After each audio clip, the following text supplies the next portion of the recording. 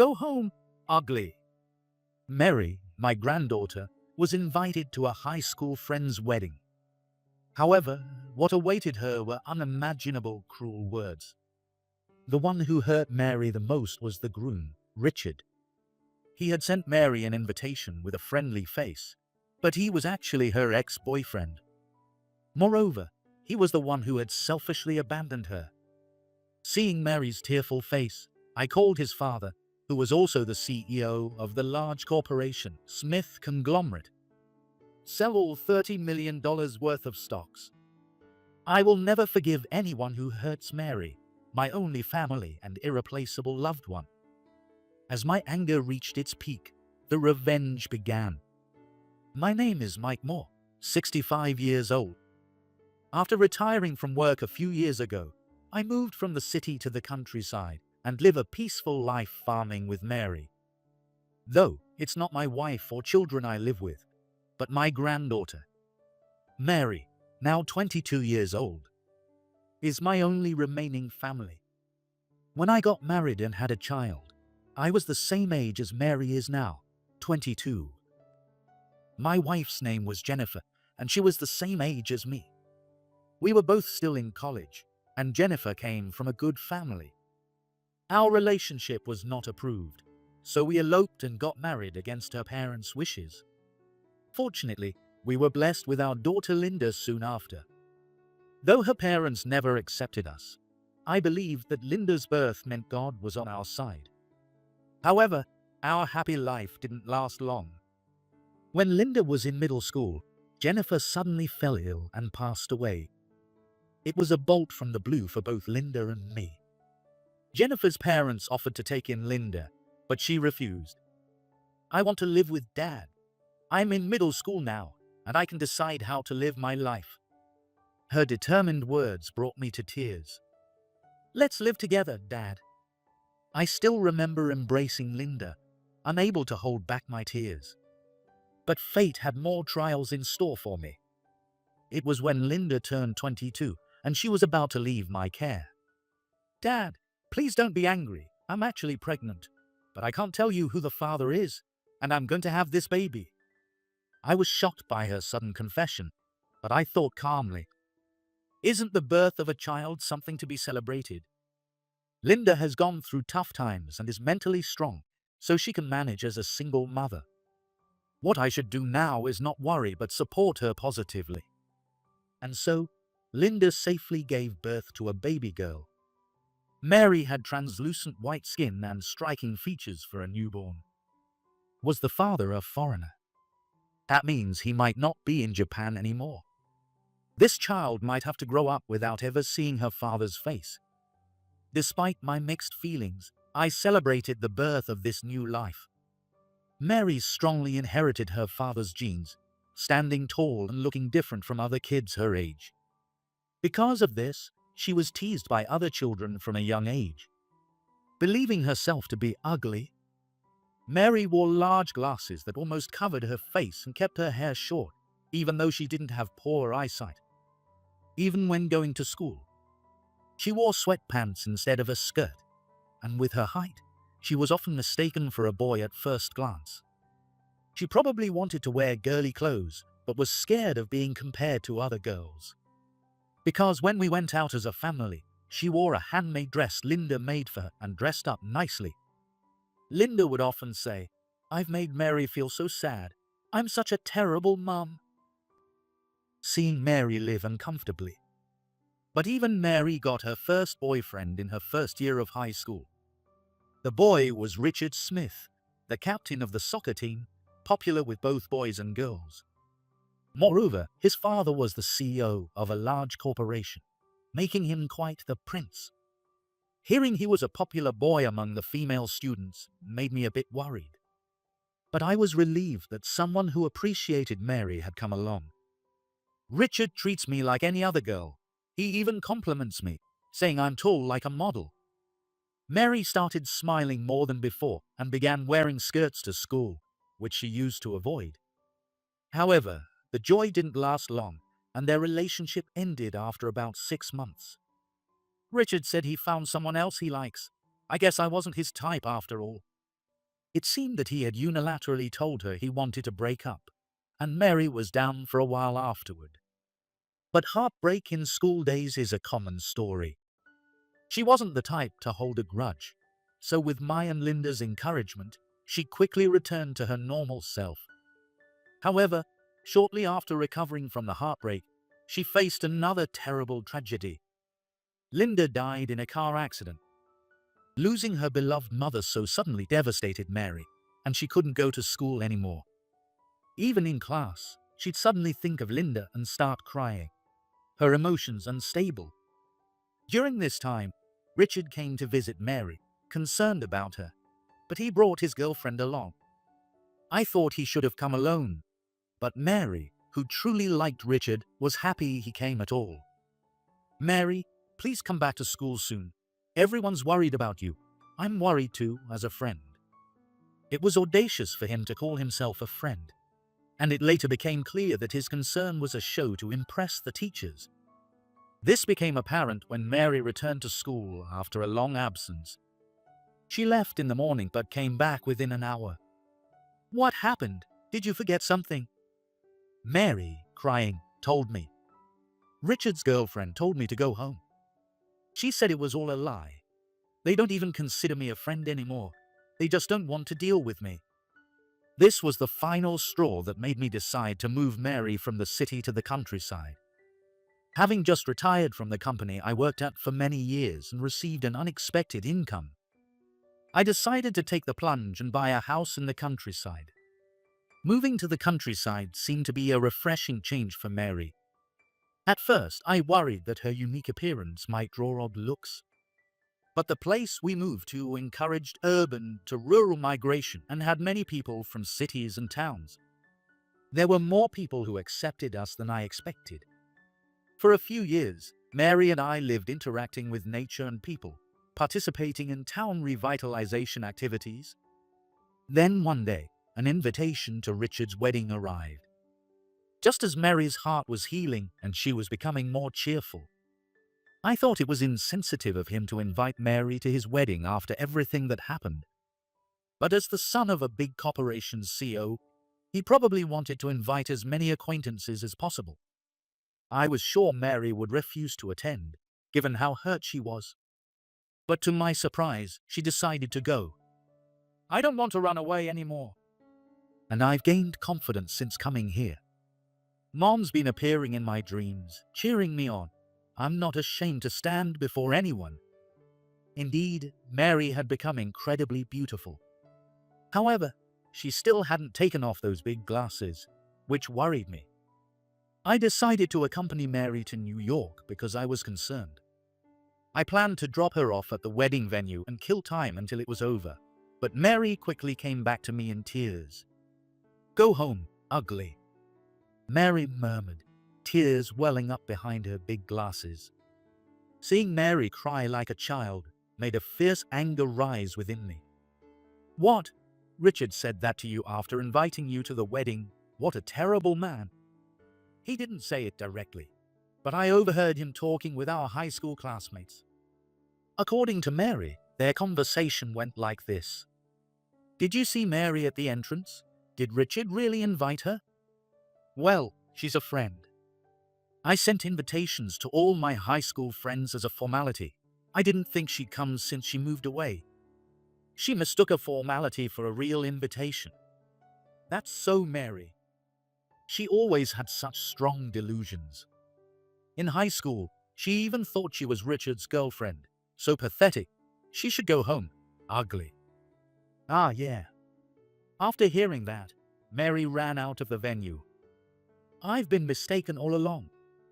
Richard never thought anything of me. But I still like him and want him to be happy. That's why I wanted to attend the wedding and genuinely congratulate him. I fought to keep my anger from showing and smiled at Mary. "Don't cry anymore, Mary. I'll make sure you get justice." "What?" Mary stopped crying and looked at me anxiously. I took out my phone and made a call. It was a direct line to the CEO of Smith Conglomerate, the groom's father. However, the CEO, Richard's father, didn't answer during the wedding, so his secretary did. "Hello, I'd like to sell all the shares I own in Smith Conglomerate. The sudden request startled the secretary. What are you saying? Sell all $30 million worth of shares. I said it firmly, like pressing down on the accelerator, and then hung up. Mary looked at me with a worried expression. Who did you call? What's this about $30 million in shares? Well, there's something I've kept from you, Mary. Kept from me? Yes, it's about your father.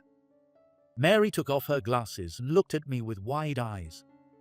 Grandpa, do you know about my father? After Linda passed away, someone claiming to be your father's representative contacted me. My father?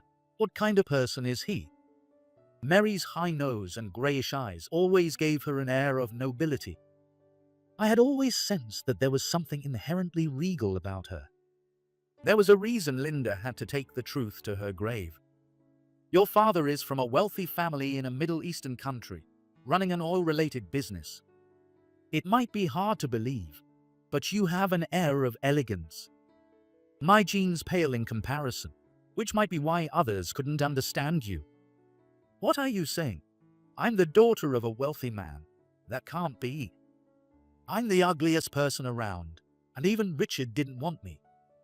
It's just that people couldn't comprehend it. When humans don't understand something magnificent, they fear and reject it. Everyone unconsciously feared your true self and treated you badly without realizing it. Back then, your father loved Japanese culture and came to Japan to study during his student days. He could have lived comfortably in his palace like home. But he wanted to go out and learn about other cultures. During his journey, he met Linda, and they fell in love with each other. Linda was influenced by her mother, Jennifer, who was also raised in a good family and had lived abroad during her childhood. It was destiny that these two, eager to understand foreign languages and cultures, met and fell in love. However, marriage was absolutely out of the question. Though my relationship with Jennifer was never accepted, their circumstances were on a whole different level. In the end, Linda had to give up on a life with him. I have a new life growing inside me. Linda had confessed to me. I remember the words and expressions she had when she told me that, and the resolve I had to protect these two with my life.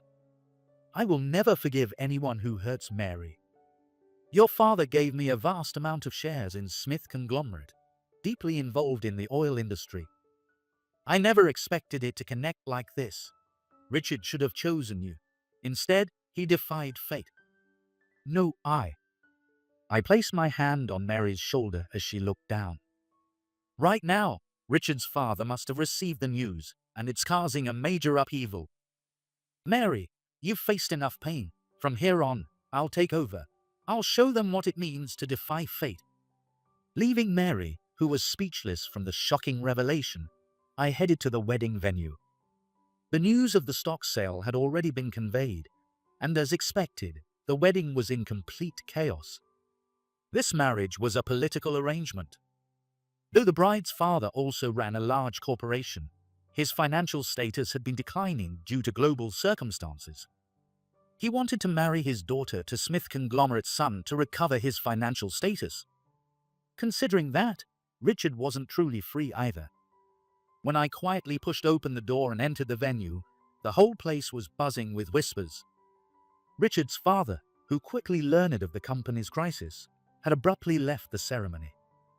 The MC was at a loss, and the entire flow of the event had come to a halt.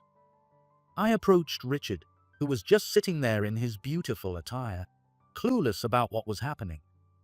He noticed me immediately and called out, "Mary's father." Everyone in the room turned their gaze towards me. I felt the heat of hundreds of eyes on me. Just being watched has an effect on people.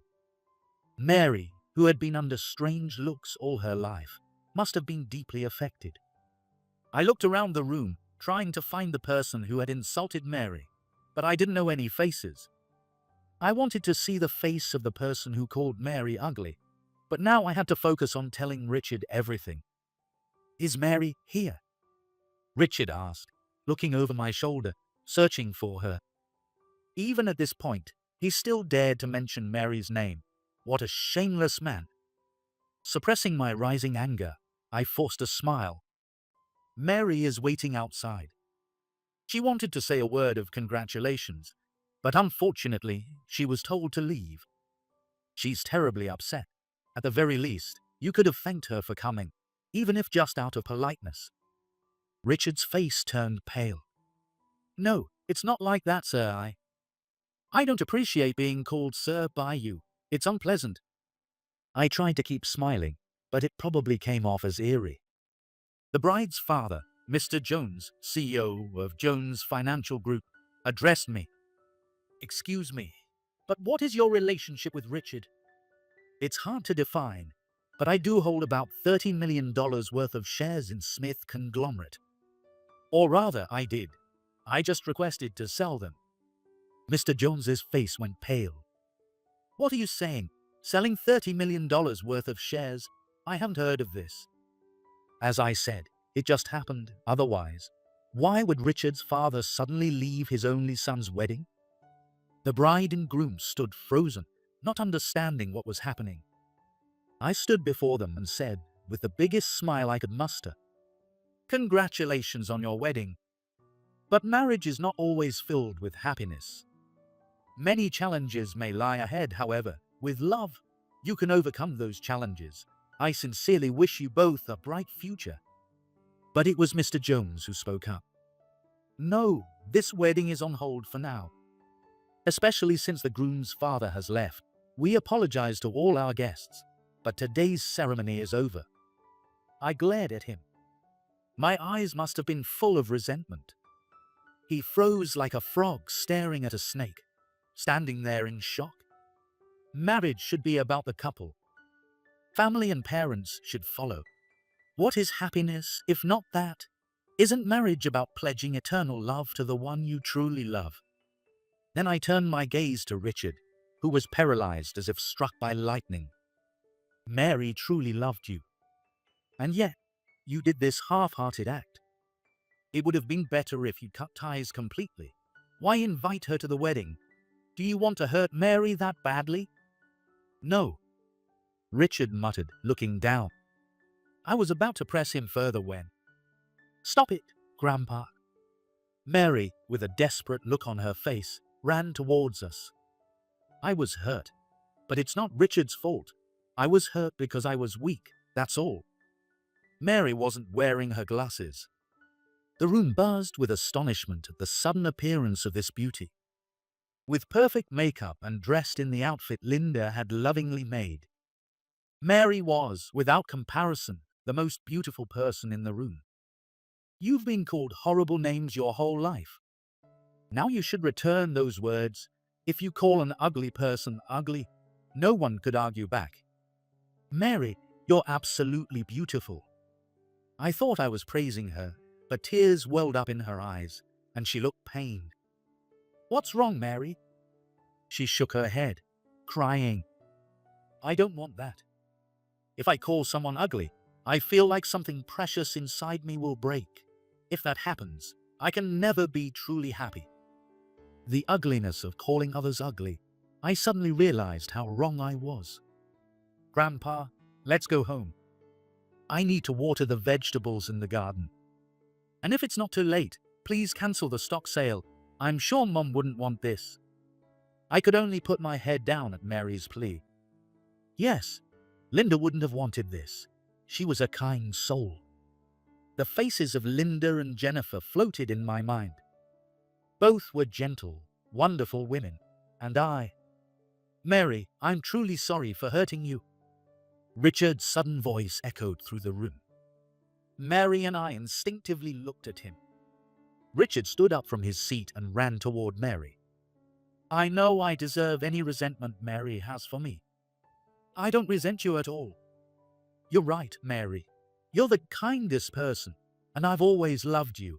I know it's hard to believe now. Mary smiled gently, as she always did. In this situation, hearing someone say they loved you wouldn't bring happiness. I wanted to say something back to the selfish Richard, but I hesitated to interfere between them. It felt like I heard Linda's voice. What he's saying is true. I looked around, but of course, Linda wasn't there. No, I'll tell the truth. I don't want to be a coward. I still love Mary. I probably always will. No matter who I marry, this feeling won't change. What was Richard saying? If he said that, the marriage would be doomed even if I stopped the stock sale. He had just confessed his love for another woman in front of his bride. Thank you, I'm really happy. This is the happiest moment of my life, so. Mary took a deep breath, as if preparing herself. I believe that my future will bring even more happiness, and I truly wish for Richard to live freely. And with that, we left the venue. In the end, I decided to reconsider selling the shares and gave half of them to Mary. It was still a considerable amount, but Mary didn't seem interested in the shares at all. Richard's marriage was called off. In the past, they would have married for the sake of the company, regardless of their feelings. But those days are over. A marriage without mutual feelings shouldn't happen. Richard also refused to take over the company. He was never interested in managing the company and wanted to dedicate himself to his love for soccer. Richard loved soccer more than anything. When we were together, he always said he'd rather be touching a ball than studying. I see, but I understand his parents wanting him to run the company. And I think Richard has more responsibility than we realize. Otherwise, he wouldn't have expressed his true feelings at that moment. Richard's desperate face when he said he loved Mary comes back to my mind. I believe that responsibility ultimately means not lying to yourself. Richard, who was honest with himself and decided not to take over the company, makes me a little curious about how he'll live his life from now on. Mary later married a humble man she met in the town where we lived and had a daughter. When I held the child, my great-granddaughter, for the first time, I was so happy I cried. The baby, named Nancy, had fair skin like Mary but features that resembled mine.